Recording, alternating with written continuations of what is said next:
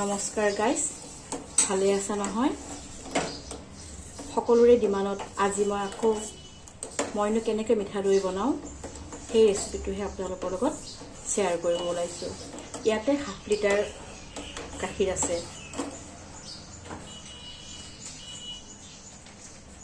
মই এইটো গাখীৰ ইউজ কৰোঁ, শুদ্ধা গাখীৰ। 7 লিটাৰ আছে, মানে 500 ml আছে।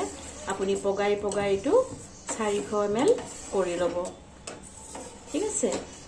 তাৰপিছত ইয়াতে ইলাইচি দিছোঁ আৰু এবাটি চেনি দিছোঁ। চেনিটো আপোনালোকে সোৱাদ অনুযায়ী দিব। তাৰপিছত এইখিনি এনেকৈ পগাই থাকিব।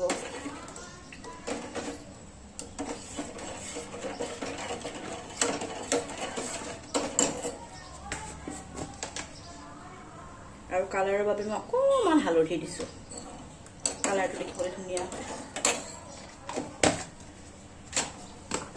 আৰু একো দিব নালাগে। এতিয়া খালি উতলাই 500 ml পৰা 400 ml কৰিব লাগিব।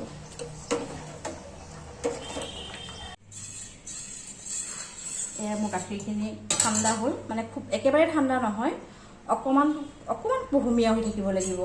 আৰু ইয়াতে অকণমান আগৰ দৈ, এইখিনি আগৰ অলপমান দৈ এয়া দি দিলোঁ। এতিয়া গাখীৰখিনি খুব ফেটিব লাগিব, ধুনীয়াকৈ খুব ফেটিব লাগিব।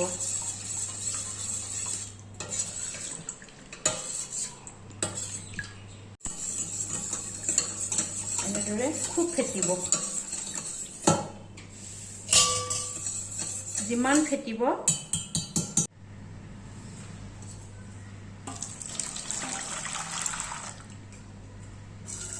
এনেদৰে তল ওপৰ কৰিব।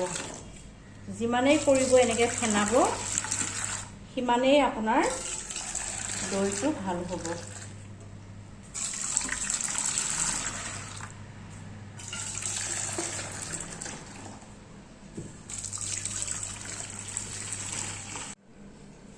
তাৰপিছত এনেকৈ আপোনালোকৰ ঘৰত যি বাচন আছে ইয়াতে থ'ব।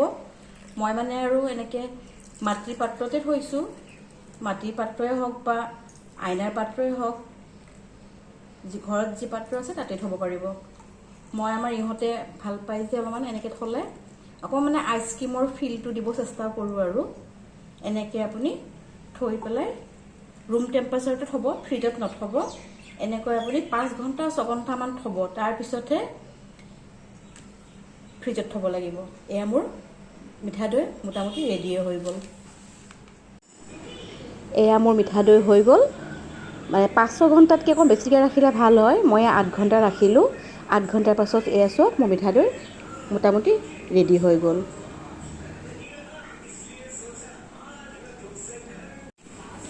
তাৰপিছত এনেকৈ অকণমান সজাই পৰাই দিব, নিদিলেও কথা নাই, দিলে অকণমান ভাল লাগে। আৰু এনেকৈ সজাই পৰাই ফ্ৰিজত থৈ দিব 2 ঘণ্টামান, তাৰপিছতে খাব, খুব ভাল পাব। তো আজিলৈ ইমানতে আহিলোঁ। পুনৰ এটা নতুন ভিডিঅ'ত লগ পোৱাৰ আশাৰে বাই বাই।